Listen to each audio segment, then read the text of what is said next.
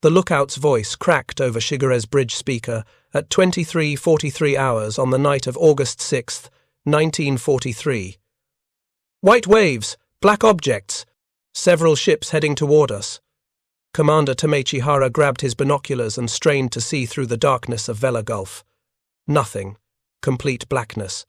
The mountains of Kolombangara Island rose invisibly to port, blocking starlight. To starboard, Vella Lavella's jungle-covered slopes disappeared into low clouds. Rain had been falling intermittently all evening. Visibility was perhaps 1,000 meters at most, less in some directions.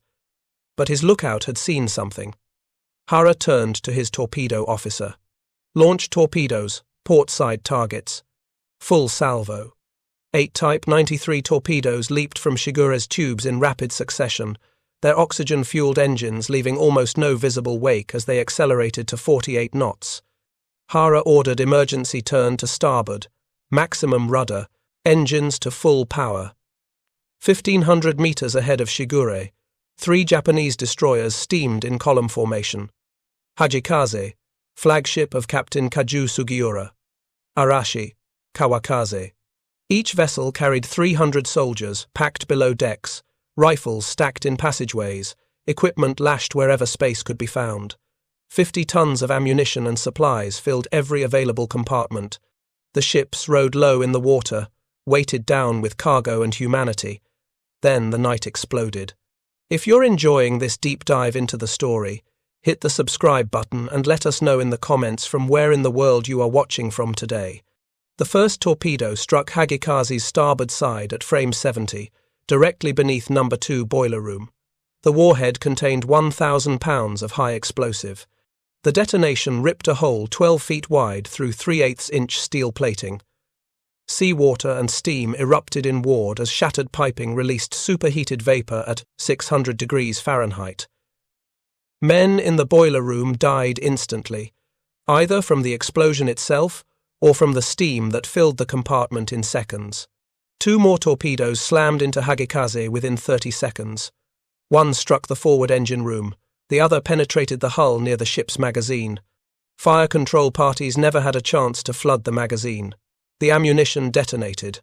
The blast lifted Hagikaze's bow section completely out of the water and broke the ship's spine. She began settling immediately, listing 20 degrees to starboard. Arashi took 2 torpedo hits amidships. Both struck below the waterline on the starboard side. The explosions shattered the destroyer's keel and tore open fuel tanks. Bunker oil sprayed across hot metal and ignited. Flames roared up through ventilator shafts and hatchways. The ship slowed from 30 knots to 0 in less than 90 seconds. Kawakaze suffered the worst hit. A single torpedo struck directly under the bridge in a forward magazine. The magazine contained dozens of 5-inch shells, each weighing 70 pounds with a charge of 7 pounds of high explosive. When the magazine detonated, the blast was visible for miles. The forward third of the destroyer simply disappeared. Steel fragments weighing hundreds of pounds flew hundreds of meters. The remaining 2/3 of the ship rolled over and sank in less than 2 minutes. In 35 minutes, the Imperial Japanese Navy lost 3 destroyers, 700 sailors, 820 soldiers, and 50 tons of supplies. Captain Sugiura survived, floating in Vella Gulf's warm water among debris and dying men until Japanese soldiers on Vella Lavella pulled him ashore days later. Commander Hara escaped in Shigure, the only Japanese ship to survive the ambush. What neither Sugiura nor Hara understood in those chaotic minutes was that 6 American destroyers had been tracking them on radar for over 20 minutes. The Americans had detected the Japanese force at 23:33 hours, 10 miles away, while Japanese lookouts saw nothing. The Americans had maneuvered into perfect firing position, launched 24 torpedoes, and turned away before the Japanese even knew enemy ships were present.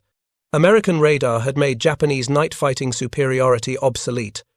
But in August 1943, most Japanese commanders still didn't understand what American radar could accomplish. This is the story of how one Japanese commander discovered that American destroyers possessed radar fire control capabilities that could see through darkness, track multiple ships simultaneously, and coordinate devastating attacks before Japanese lookouts could even identify targets. It's the story of technology rendering 20 years of training and doctrine useless in a single night. And it's the story of how that discovery came too late to change anything. Section 2. Building the World. Context and Ideology. For 2 years since Pearl Harbor, the Imperial Japanese Navy had dominated night surface combat. Their tactical doctrine, refined through decades of intensive training, made darkness an ally rather than an obstacle. Japanese lookouts underwent rigorous selection for exceptional eyesight, measured at 20/20 or better in both eyes. Night vision training began at the Naval Academy and continued throughout a sailor's career. Lookouts ate diets rich in vitamin A. They dark adapted for hours before night operations, wearing red-lensed goggles to preserve light sensitivity. They practiced identifying ships by silhouette in progressively darker conditions until they could distinguish destroyer classes at ranges exceeding 2,000 meters in moonless conditions. Japanese optical rangefinders represented the most advanced technology of their type in the world. The Type 94 fire control system employed optical rangefinders measuring 4.5 meters in length, the maximum, practical size that could be stabilized aboard a destroyer. Under ideal conditions with clear visibility and a contrasted target, trained operators could measure ranges to within 1% accuracy. At 10,000 meters, that meant errors of approximately 100 meters. In darkness against dim targets, accuracy degraded significantly, but Japanese rangefinder operators remained more proficient than their counterparts in any other navy. The Type 93 torpedo, called Long Lance by Americans who faced it, gave Japanese destroyers a devastating offensive weapon that outranged anything the United States Navy possessed. The torpedo measured 9 meters long, weighed 2,700 kilograms, and carried a warhead containing 490 kilograms of high explosive. Its oxygen-enriched propulsion system left almost no visible wake, making it nearly impossible to spot, even in daylight.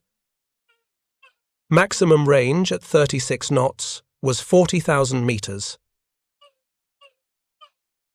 At 48 knots, effective range still exceeded 20,000 meters.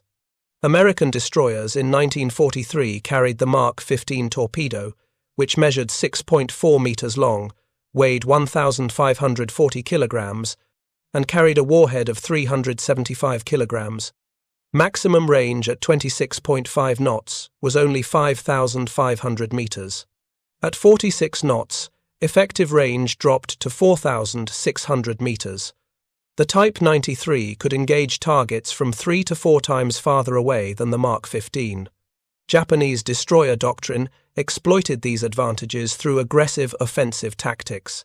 The standard approach involved high-speed runs toward enemy formations, launching torpedoes at extreme range to saturate the target area, then turning away before closing to gun range. Multiple destroyers coordinated attacks from different bearings to complicate enemy defense. The objective was to cripple or sink enemy, capital ships through torpedo strikes before their superior gunfire could be brought to bear effectively. This tactical system had produced devastating results. At the Battle of Salvo Island on August 9, 1942, Japanese cruisers surprised an Allied force and sank 4 heavy cruisers in 32 minutes. The American ships had early radar systems, but commanders didn't trust the technology. By the time lookouts made visual identification, Japanese torpedoes were already in the water. At the Battle of Tassafaronga on November 30, 1942, 8 Japanese destroyers engaged 5 American heavy cruisers and 4 destroyers.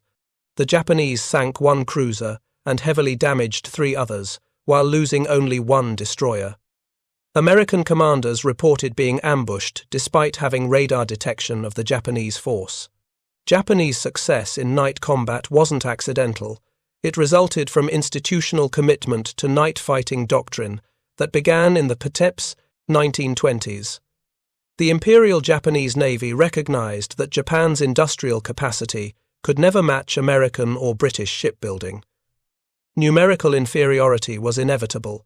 Therefore, Japanese doctrine emphasized achieving qualitative superiority through superior training, superior tactics, and superior weapons.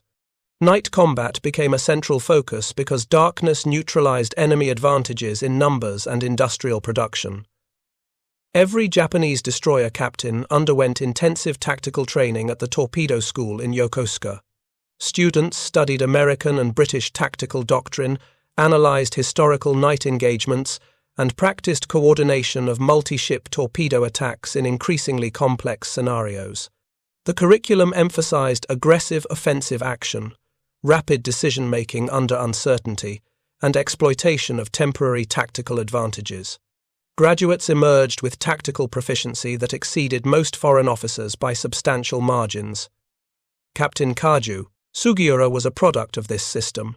Promoted to captain on November 15, 1940, he had commanded destroyer divisions since December 1941. In February 1943, he took command of Destroyer Division 4, consisting of Hagekaze, Arashi, Kawakaze, and Shigure. Shigure had recently served as chief instructor at the Imperial Japanese Navy Torpedo School. He understood torpedo tactics as well as anyone in the fleet. He had literally written sections of the manual on coordinated night attacks. Commander Tameichi Hara represented another dimension of Japanese expertise. Born October 16, 1900, Hara had graduated from the Imperial Japanese Naval Academy at Etajima in 1921. In 1932, while serving as a surface warfare instructor, Hara wrote a comprehensive torpedo attack manual that was adopted as official Imperial Japanese Navy doctrine. He began the war-commanding destroyer Amatsukaze, participating in numerous engagements across the Pacific. In 1943, he was promoted to captain and given command of Destroyer Division 27, flying his flag aboard Shigure. Both Shigure and Hara were experts in night combat. Both had decades of experience. Both had survived multiple engagements. Both understood that Japanese night-fighting superiority depended on three factors: superior optical equipment, superior lookout training, and aggressive tactical doctrine that exploited the element of surprise. What neither fully grasped in August 1943 was that American radar technology had fundamentally changed the nature of night combat. American destroyer radar development had accelerated dramatically after 1941. The breakthrough came from British scientists who shared critical cavity magnetron technology with the United States through the Tizard mission in September 1940. The cavity magnetron could generate microwave frequency radio waves at power levels sufficient for radar applications. Within months, American engineers at the Massachusetts Institute of Technology Radiation Laboratory developed the SG surface search radar. The SG radar operated at approximately 3,000 MHz using 10 cm wavelength. This was revolutionary compared to earlier systems. The SC air search radar, which many American ships carried in 1942, operated at 200 MHz with a wavelength of 1.5 meters. The longer wavelength produced fuzzy, imprecise returns from surface targets. The SG's shorter wavelength produced sharp, distinct returns that could resolve individual ships. The SG radar's plan position indicator display showed a map-like view of the tactical situation. The American ship appeared at the center as a bright dot. North was at the top. Contacts appeared as bright points of light at their actual bearing and range relative to the ship. The display updated continuously as the antenna rotated at 15 revolutions per minute. An operator could see the entire tactical situation at a glance. Formation positions were obvious. Contact courses could be determined by watching how the points moved. Under ideal conditions, with calm seas and clear weather, the SG could detect battleship-sized targets at 18,000 meters. Destroyer-sized targets appeared at 12 to 15,000 meters. Light cruisers could be detected at approximately 16,000 meters. The bearing accuracy was within 1 degree. Range accuracy was within 100 meters at maximum range, improving to within 50 meters at closer ranges. Most importantly, the SG radar worked in complete darkness. Visual lookouts were limited to perhaps 1,000 meters in the conditions present in Vella Gulf on August 6, 1943. Radar could see 8 to 10 times farther. American destroyers in 1943 also carried the Mark 37 gunfire control system. The Mark 37 Director contained optical sights, an optical rangefinder, and fire control radar. The Mark 4 fire control radar, mounted on the Director, provided precise ranging for gun laying. The system could measure range with exceptional accuracy, within 40 meters plus 0.1% of the range. At 8,000 meters, total error was less than 50 meters. This was significantly better than Japanese optical rangefinders could achieve in darkness. The Mark 37 fed range and bearing data to the Mark 1A fire control computer, an electromechanical analog computer installed in the plotting room below the armored deck. The computer calculated trajectory, adjusted for ship motion and target movement, compensated for wind and air density, and computed shell time of flight. From radar measurement to gun pointing took only seconds. The entire process was automated. Japanese destroyers possessed no comparable technology. They relied entirely on optical rangefinders that required visible targets. Their fire control calculations were performed manually by teams of 7 operators working plotting boards. The process took minutes and required constant visual tracking of the target. The fundamental difference was that American radar systems could see and track targets that remained completely invisible to Japanese optical equipment. In total darkness, American ships had perfect situational awareness, while Japanese ships were blind. By August 1943, most American destroyers operating in the South Pacific had SG surface search radar. The crews had been training intensively in radar-directed operations for months, but the technology had not yet been proven decisively against Japanese forces in a pure destroyer versus destroyer engagement. That was about to change. On August 4, 1943, Captain Shigure called a mission briefing aboard his flagship Hagikaze at Rabaul. Present were the commanding officers of Arashi, Kawakaze, and Shigure. Shigure opened the briefing with good news. Their previous transport mission to Kolombangara on August 1st had been a complete success. 900 troops and 120 tons of supplies delivered without loss. Both Navy and Army High Command were gratified. Therefore, Shigure announced, the mission would be repeated on the night of August 6th. Same route, same procedure, through Vella Gulf and Blackett Strait to Vella on Kolombangara's southern tip. Commander Hara listened in stunned silence. When Shigure finished, Hara immediately protested. Captain, with respect, repeating the exact same route and timing is extremely dangerous. The Americans will be expecting us. We should vary our approach. Shigure shook his head. The route has been specified by higher headquarters. Communications, difficulties with the army prevent changes. The landing coordinates have already been provided to ground forces. We cannot alter the plan. Hara pressed the issue. Then at least allow Shigure to proceed ahead as a scout. We can detect any enemy presence and warn the formation. Shigure considered this. Your ship's engines are in poor condition, are they not? Can Shigure maintain 30 knots? Barely, Hara admitted. Our machinery desperately needs overhaul. We can make 30 knots for short periods, but sustained high-speed risks breakdown. Then scouting ahead is impossible. If you encounter enemy forces, you won't have the speed to disengage. No, all 4 ships will proceed together in standard formation. The briefing continued with tactical details. The formation would consist of Hagikaze leading, followed by Arashi, then Kawakaze, then Shigure, at 500-meter intervals. Speed would be 30 knots. Course would take them north of Vella Lavella, through Vella Gulf, then south through Blackett Strait. Estimated arrival at Vella was 0100 hours, on August 7th. Intelligence reports indicated American PT boat. Activity in the area. 15 PT boats had attempted to intercept the August 1st mission and fired approximately 30 torpedoes. All missed. The destroyers had successfully evaded and completed their mission. On the return leg, destroyer Amagiri rammed and sank PT-109, commanded by Lieutenant John F. Kennedy. The PT boats were considered a nuisance, but not a serious threat. Intelligence reports made no mention of American destroyers operating independently in Vella Gulf. Previous American night operations had always involved mixed cruiser-destroyer forces.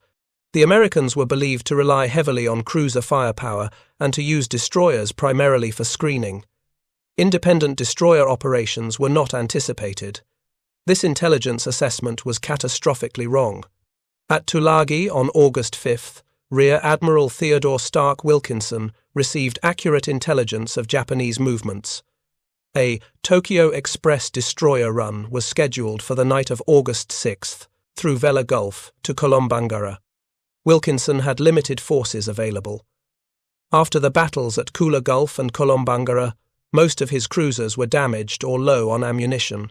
His immediately available force was Task Group 31.2, a pure destroyer strike force. From July 23rd, the strike force had been under Commodore Ali Burke, but Burke was reassigned on August 3rd. When news of the Tokyo Express arrived on August 5th, Commander Frederick Moosbrugger received orders to lead the strike force north. Moosbrugger commanded Destroyer Division 12, USS Dunlap, his flagship, USS Craven, and USS Maury. Commander Roger Simpson commanded Destroyer Division 15, USS Lang, his flagship, USS Sterrett, and USS Stack. All 6 destroyers were Fletcher-class ships, commissioned in 1942 and early 1943. Each carried 5 5-inch guns in single turrets, 10 torpedo tubes in 2 quintuple mounts, and extensive radar equipment, including SG surface search radar and Mark 37 fire control systems. Admiral Wilkinson gave Moosbrugger tactical freedom to conduct operations as he judged best. Wilkinson's staff advised concentrating on long-range gunnery and avoiding torpedo actions, but explicitly stated Moosbrugger was free to disregard this advice. Moosbrugger immediately declared his confidence in using the destroyer's primary weapon, the torpedo. On the morning of August 6th, Moosbrugger called a conference of his commanding officers. He outlined a plan that broke completely with previous American destroyer doctrine in the South Pacific. The 6 destroyers would operate in 2 parallel divisions. Division 12 would form the port column, Division 15, the starboard column, separated by approximately 4,000 meters. If enemy destroyers were encountered, Division 12 would attack with torpedoes, while Division 15 maneuvered to cross the enemy's T and provide gun support. The critical innovation was that the destroyers would maintain absolute radio silence, except for essential tactical communications. No editorial commentary, no administrative messages, just critical targeting information. This discipline had been severely lacking in previous engagements, where the voice radio circuits became jammed with unnecessary chatter. Second, the destroyers would not give away their position with gunfire until after torpedoes had been launched and begun hitting targets. Previous doctrine called for illuminating targets with searchlights and opening fire immediately. Moosbrugger understood that muzzle flashes revealed ship positions. Radar-directed torpedo attacks in complete darkness would give the Americans decisive advantage. Third, the formation would approach through Gizo Strait from the south, not through the Slot, the central channel between the Solomon Islands, where Japanese reconnaissance aircraft might spot them. The southern approach would place American ships between Vella Gulf and the open ocean, with Kolombangara's mountains providing a dark backdrop that would conceal them from Japanese lookouts. Fourth, all ships would rely primarily on radar for situational awareness. Visual sightings would be confirmed by radar before action. This inverted traditional doctrine where radar confirmed visual sightings, Moosbrugger made radar the primary sensor. The plan was clear, simple, and revolutionary. It maximized American technological advantages while neutralizing Japanese superiority in optical equipment and night fighting training. Moosbrugger's commanding officers understood completely. They departed the conference ready to execute. At 11:30 hours on August 6th, Task Group 31.2 departed Tulagi. The 6 destroyers formed into their assigned divisions and headed northwest through Indispensable Strait. Weather was typical for the South Pacific in August. Intermittent rain squalls, low clouds, no moon. Perfect conditions for radar, terrible conditions for visual spotting. As darkness fell, Moosbrugger ordered battle stations. Crews donned life jackets and helmets. Damage control parties positioned themselves near critical compartments. Gun crews loaded 5-inch shells and prepared powder charges. Torpedo crews checked firing circuits and gyroscopes. In the combat information centers aboard each ship, radar operators fine-tuned their equipment. At 2200 hours, the American force reached Gizo Strait, the entrance to Vella Gulf. Moosbrugger ordered his divisions into final approach formation. Division 12 formed column with Dunlap leading, followed by Craven, then Maury at 600-meter intervals. Division 15 formed parallel column 4,000 meters to starboard with Lang leading, Sterrett, then Stack. The destroyers entered Vella Gulf and turned north, following Kolombangara's coast. Speed was 25 knots. All lights were extinguished. Gun crews stood ready but did not train their weapons, which would have created noise that Japanese lookouts might detect. Torpedo tubes were trained to port toward the expected threat axis. At 22:33 hours, USS Dunlap's SG radar detected contacts bearing north-northwest at range 29,500 meters. The contact quickly resolved into 4 distinct pips. Other ships in the formation confirmed the contacts. The Japanese destroyers were exactly where intelligence had predicted they would be, approaching Vella Gulf on schedule. Moosbrugger watched the radar display in Dunlap's Combat Information Center.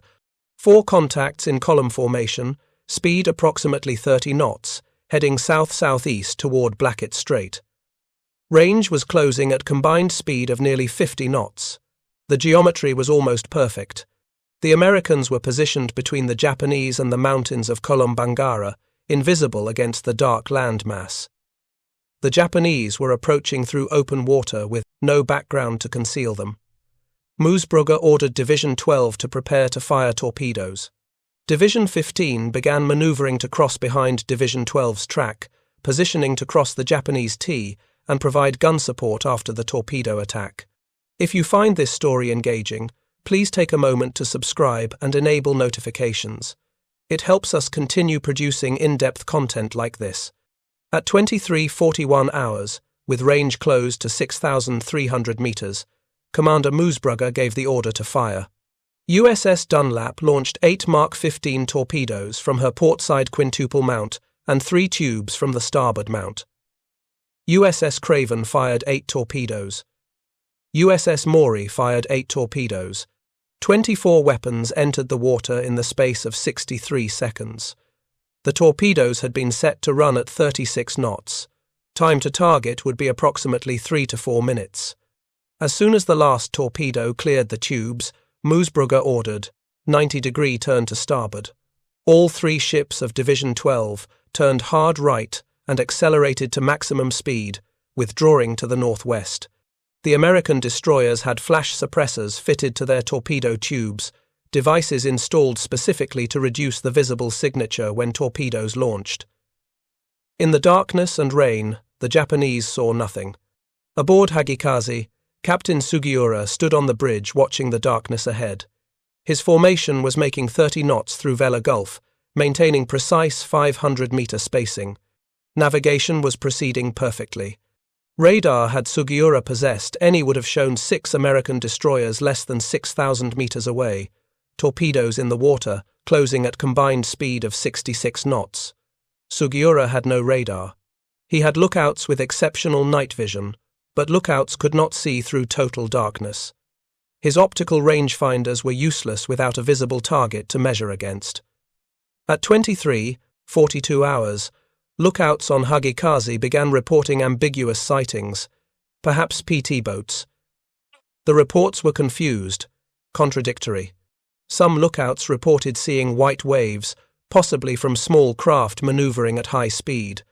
Others reported black objects, difficult to identify in the darkness. At 23:43 hours, Shigure's lookout called the report that made Hara act immediately. White waves, black objects, several ships heading toward us. Hara didn't hesitate. He'd been expecting trouble since the mission briefing 2 days earlier. He ordered torpedoes launched at portside targets and emergency turn to starboard. Shigure's 8 Type 93 torpedoes entered the water between 23:43 and 23:44. Hara ordered maximum rudder, engines to full power. 1,500 meters ahead, the 3 leading Japanese destroyers were still attempting to identify the contacts when the American torpedoes arrived. At 23:45 hours, the first torpedo struck Hagikaze, then the second, then the third. The explosions were visible for miles, massive fireballs erupting from the destroyer's side as fuel oil ignited and magazines detonated. Hagikaze's forward section lifted completely out of the water. The ship's spine broke. She began settling immediately with a severe list to starboard. 2 torpedoes struck Arashi amidships within seconds. Both hit below the waterline on the starboard side. The explosions shattered the destroyer's keel. Seawater flooded through holes 12 feet wide. The ship lost all power.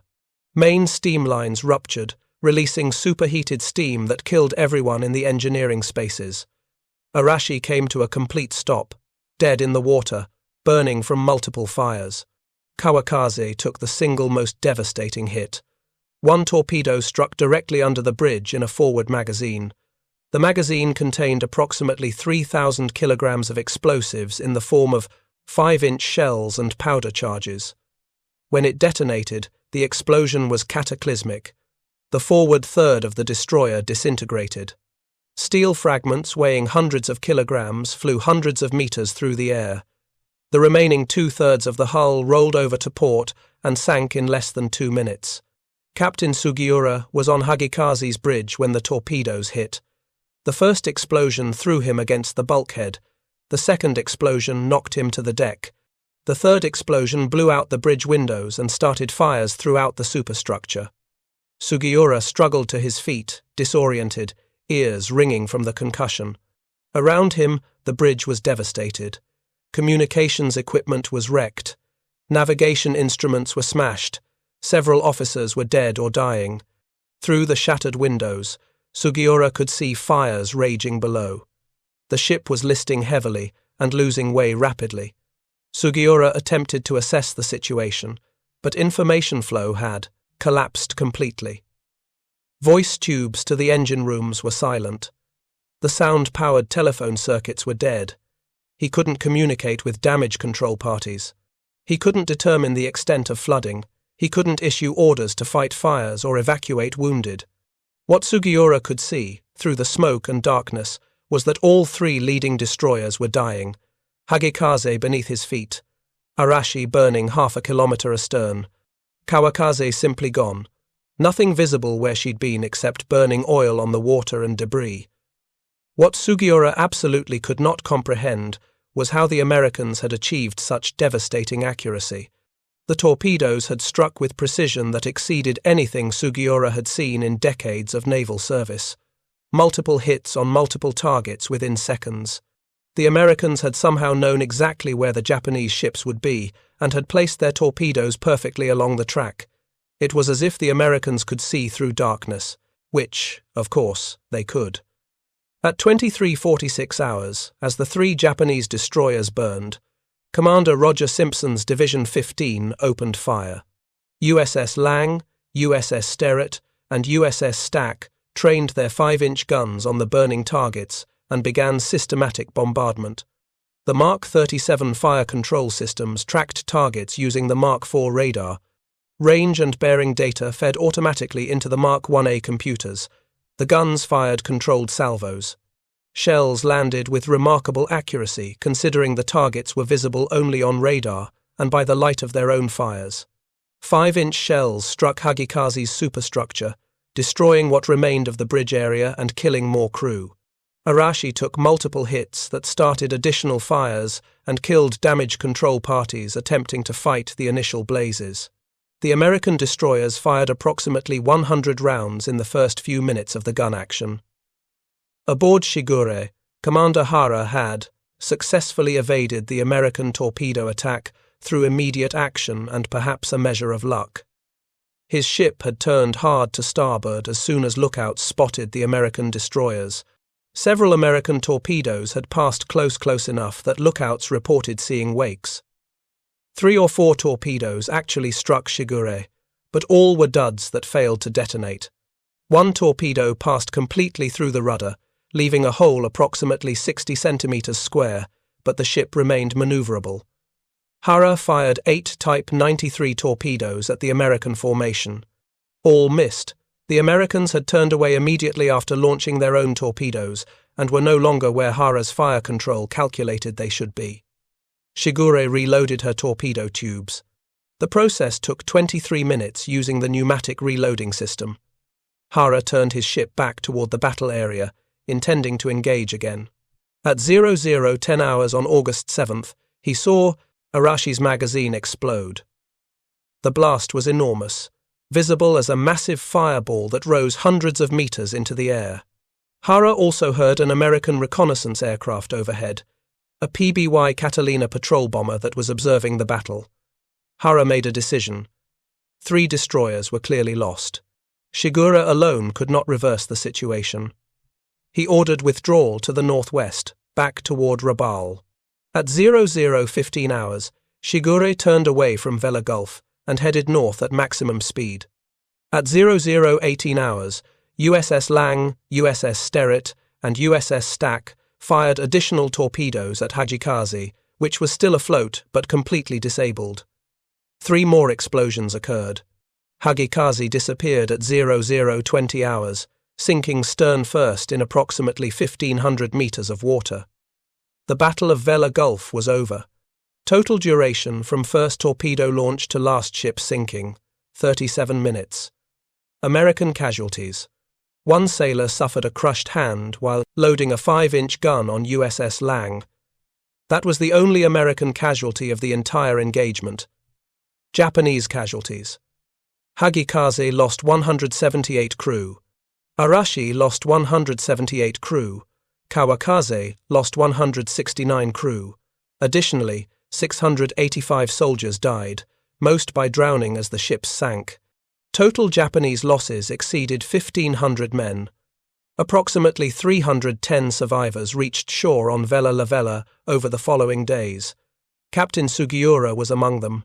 He had jumped from Hagikaze before she sank and drifted in his life jacket until Japanese soldiers pulled him from the water.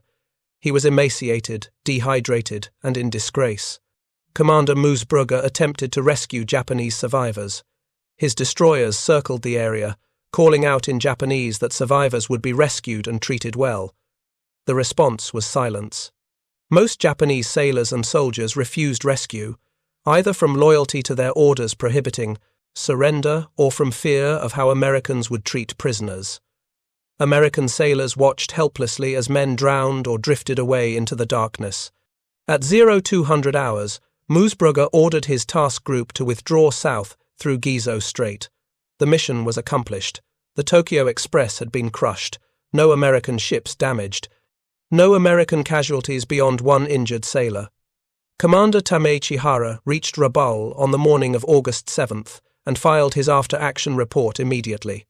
His description of the engagement was precise and detailed. American destroyers had achieved complete surprise. American torpedoes had struck with exceptional accuracy. American gunfire had been directed with precision despite total darkness. The enemy had somehow tracked Japanese ship movements without being detected themselves. Hara's conclusion was unavoidable. The Americans possessed technological capabilities that made traditional Japanese night-fighting doctrine obsolete. His report stated explicitly, "The enemy performed superbly that night and did everything correctly. They ambushed us brilliantly. Never before had I seen such marksmanship." Hara would later write in his memoir, published in 1961, "It was a perfect American victory. The Americans knew exactly where we were while remaining completely invisible to us. Their torpedo attack was executed with precision I had never encountered in 20 years of naval service." Captain Sugiura returned to Rabaul days later after being evacuated from Vella Lavella. His report to headquarters was painful to deliver. 3 destroyers lost, over 1,500 men dead. Mission failed completely. 0 supplies delivered to Kolombangara. The garrison at Vella remained isolated, unsupplied, gradually starving. Shigure's career effectively ended with the Battle of Vella Gulf. He was given command of heavy cruiser Shigure in 1945, a position that would normally represent advancement, but in context served more as reassignment away from destroyer operations. Shigure died when Shigure was sunk by British destroyers off Malaya on May 16, 1945. The strategic consequences of Vella Gulf were immediate and decisive. The Imperial Japanese Navy never again attempted to resupply Kolombangara using destroyers through Vella Gulf. The route was abandoned. The tactical method was abandoned. The Tokyo Express, which had successfully delivered thousands of troops and tons of supplies despite American efforts to stop it, was effectively finished. Japanese forces on Kolombangara numbered approximately 12,400 men. Without resupply, they could not sustain operations. The Americans simply bypassed Kolombangara entirely, landing instead on Vella Lavella to the west on August 15. Japanese commanders faced a choice: abandon Kolombangara or watch 12,000 men starve. They chose evacuation. Between late September and early October 1943, Japanese destroyers conducted skillful evacuation operations that rescued approximately 9,600 men from Kolombangara. But the strategic position was lost. The Central Solomons were lost. The outer defensive perimeter was collapsing. The tactical lessons were even more profound. The Battle of Vella Gulf was the first time in the Pacific War that American destroyers operating independently had achieved decisive victory over Japanese destroyers in a night engagement. Every previous night action had resulted in either American defeat or costly stalemate. The Japanese had sunk or damaged dozens of American and Allied ships through superior night fighting capabilities. Vella Gulf reversed that equation completely. The deciding factor was radar. American radar operators had detected Japanese ships at 29,500 meters, nearly 16 nautical miles. Japanese lookouts, despite exceptional training and ideal night vision, detected American ships at approximately 3,000 meters when it was already too late to evade. The radar advantage was approximately 10-1 in detection range. American radar-directed torpedo attacks achieved hit rates that seemed impossible to Japanese commanders. Of 24 torpedoes launched, at least 8 struck targets. That represented a 33% hit rate. Previous American torpedo attacks had achieved hit rates of 5 to 10% at best. The improvement came entirely from radar-directed fire control that placed torpedoes precisely where Japanese ships would be when the weapons arrived. American radar-directed gunfire after the torpedo attack demonstrated similar precision. 5-inch shells struck targets that were completely invisible to visual observation except by firelight. The Mark 37 fire control system with Mark 4 radar provided accurate ranging even against targets obscured by smoke and darkness. Japanese commanders studying the battle reached conclusions that were strategically devastating. If American destroyers possessed radar capabilities this advanced, then Japanese night-fighting superiority was effectively neutralized. 20 years of training, doctrine, development, and tactical refinement had been rendered obsolete by American technology. More battles would prove the point beyond any doubt. At the Battle of Empress Augusta Bay, on November 2, 1943, American cruisers and destroyers engaged Japanese cruisers and destroyers.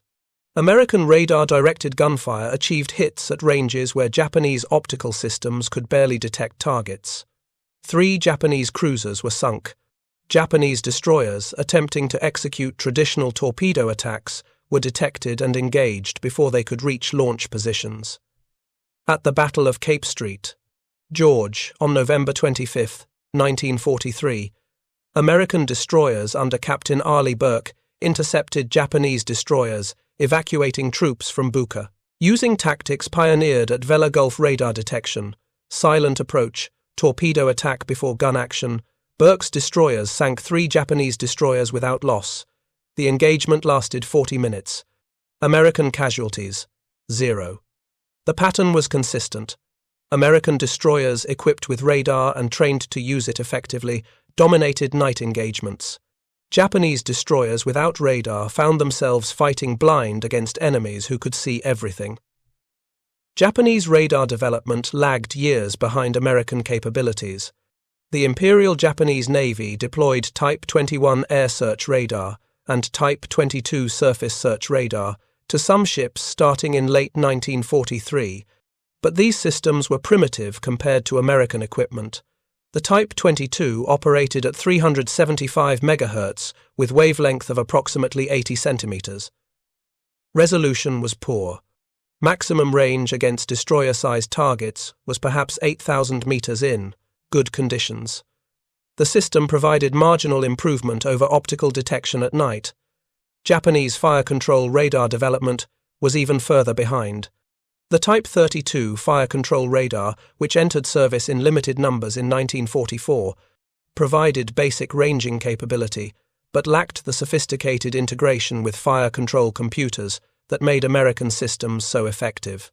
Japanese ships receiving radar in 1944 were attempting to implement technology that Americans had mastered 2 years earlier. More fundamentally, Japanese tactical doctrine didn't evolve quickly enough to incorporate radar effectively, even when the technology became available. Japanese commanders had spent decades perfecting tactics that relied on optical systems and human senses. Reorganizing around electronic sensors required not just new equipment but completely different approaches to command, control, and tactical execution. American forces, by contrast, had developed those new approaches through practical experience.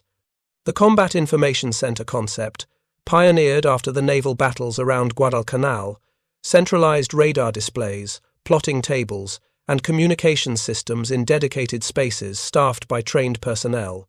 Officers in the CIC could see the entire tactical situation, correlate information from multiple sources, and provide commanders with comprehensive pictures of the battle. This organizational innovation proved as important as the radar technology itself. Radar without proper command structure provided data without understanding. The CIC converted data into actionable intelligence. By mid-1944, every American warship, destroyer size or larger, had functioning combat information centers. Japanese ships never developed comparable systems. The psychological impact on Japanese destroyer forces was devastating. For 2 years, Japanese destroyer captains had dominated night battles through superior training and aggressive tactics. They'd developed confidence, even arrogance, about their night fighting abilities. That confidence evaporated in battles like Vella Gulf, where they were ambushed by enemies they couldn't see, firing from positions they couldn't locate, with accuracy they couldn't explain. Experienced Japanese commanders who'd won victories through night attacks became cautious, even hesitant. Units that had pressed attacks aggressively began withdrawing when American radar-equipped ships appeared. The psychological shift was as important as the tactical shift. An offensive-minded destroyer force became defensive-minded, and defensive-minded forces rarely achieve victory. Commander Frederick Moosbrugger received the Navy Cross for his actions at Vella Gulf. The citation specifically noted his innovative tactics and excellent use of radar to achieve surprise. Commander Roger Simpson also received the Navy Cross. 2 other commanding officers, Lieutenant Commander Clifton Iverson of Dunlap and Lieutenant Commander Frank Gould of Sterrett, received Navy Crosses as well. The radar operators who made the victory possible received no individual decorations. Their names appeared in crew rosters, but not in official citations. Their contribution was acknowledged generically as excellent radar performance, without specific recognition of the skill required to operate the equipment, interpret returns correctly, and provide accurate tactical information under stress. That's typical of how technological innovation gets remembered. The commanders who trust new technology and implement it effectively receive credit. The technicians who make it work remain anonymous, but both were essential. Moosbrugger's tactical brilliance meant nothing without radar operators who could detect targets at 30,000 meters and track them continuously as range closed. The operator's technical skill meant nothing without a commander willing to bet his entire force on electronic systems that most admirals in 1943 still viewed skeptically. Commander Ali Burke, who had commanded the destroyer task force before Moosbrugger and had suggested many of the tactics used at Vella Gulf, wrote to Moosbrugger immediately after the battle, "Your battle the other night will go down in history as one of the most successful actions ever fought. It was splendidly conceived and marvellously executed." Burke was correct. Vella Gulf established the template for American destroyer operations for the remainder of the Pacific War.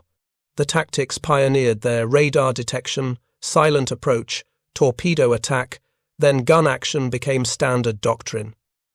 Every subsequent destroyer action followed the same pattern. When American destroyers followed the Vella Gulf model, they won. When they deviated from it, results were mixed at best. The battle proved that technology, properly employed, could overcome numerical inferiority, tactical disadvantage, and years of enemy training superiority. 6 American destroyers had destroyed 3/4 of a 4-ship Japanese force in 37 minutes, with essentially 0 casualties. The force ratio wasn't decisive. The training wasn't decisive. The decisive factor was radar, and the doctrine developed to exploit it. Commander Tameichi Hara survived the war. He was the only Imperial Japanese Navy destroyer captain who commanded destroyers from December 1941 through August 1945 to survive the entire conflict.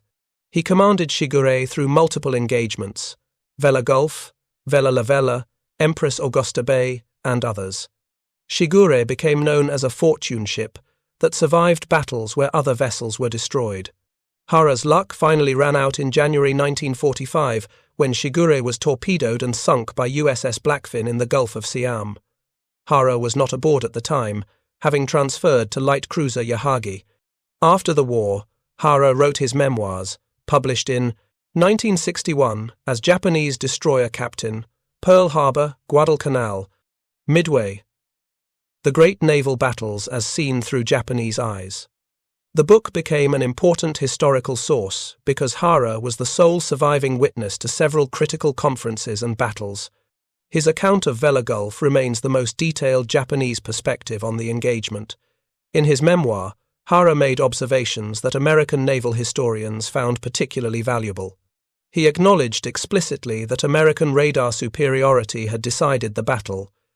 "We had no answer to their radar. They could see us while remaining invisible themselves. Our optical equipment, which we'd spent decades perfecting, was useless in total darkness against an enemy who didn't need light to see." Hara also noted the broader strategic implications. After Vella Gulf, we knew that night combat had changed fundamentally. The Americans would only grow stronger as more radar-equipped ships joined their fleet. We would only grow weaker as our losses mounted and couldn't be replaced. The outcome became inevitable from that point forward. Captain Shigure never publicly discussed Vella Gulf. He survived the sinking of Hajikaze, returned to duty, and was killed in action in 1945. His reputation within the Imperial Japanese Navy suffered significantly after Vella Gulf. Losing 3 destroyers in a single engagement against a force only half again as large represented a catastrophic defeat by any measure. That the defeat came against an enemy employing technologies Shigure didn't understand, and tactics he couldn't counter didn't diminish the professional consequences. The 6 American destroyers that fought at Vella Gulf continued service throughout the Pacific War. USS Dunlap participated in operations through Okinawa and survived the war. USS Craven operated through 1945. USS Maury saw extensive service through the end of the war. USS Lang fought at multiple subsequent battles. USS Sterett participated in the Philippines campaign. USS Stack served through 1945. All 6 ships survived the war and were eventually decommissioned and scrapped in the late 1940s and 1950s. The SG surface search radar that made American victory possible became standard equipment on virtually every American warship by 1944. Production accelerated dramatically as naval commanders recognized radar's decisive importance. The technology that seemed experimental and unreliable in 1942 became the foundation of American naval operations by 1944. The Mark 37 gunfire control system likewise became ubiquitous. 4 systems were installed on new battleships. Multiple systems were fitted to cruisers. Every destroyer built during the war carried at least one Mark 37 director. The system underwent continuous improvement throughout the war. By 1945, it incorporated the Mark 12 and Mark 22 radars, in addition to the Mark 4, providing improved tracking of fast-moving aircraft. The broader lesson from Vella Gulf echoed through military organizations worldwide. Technology alone doesn't guarantee victory. The Japanese had excellent torpedoes, well-trained crews, and sound doctrine. They lost because the Americans possessed technology that fundamentally changed what was possible in night combat, and American commanders understood how to exploit that advantage. Innovation succeeds when 3 conditions align. The technology exists, the training enables its effective use, and the leadership trusts it enough to base operations on it. At Vella Gulf, all 3 conditions aligned perfectly. The SG radar existed and functioned reliably. American radar operators were trained to use it effectively. Commander Moosbrugger trusted the technology completely and designed his entire battle plan around it. The result was one of the most one-sided naval victories of the Pacific War. 3 Japanese destroyers sunk, 1,500 casualties. Mission failed completely. 0 American ships damaged, 1 minor casualty. Mission accomplished perfectly.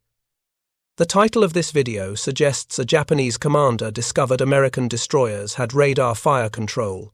That's not precisely accurate. Commander Hara and Captain Shigure both knew Americans possessed radar. Intelligence reports had made that clear. What they discovered at Vella Gulf was how completely radar changed night combat. They discovered that radar wasn't just a helpful additional sensor.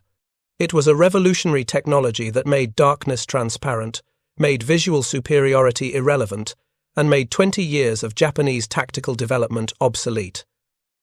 That discovery came too late. By August 1943, American industrial production was overwhelming Japanese capacity.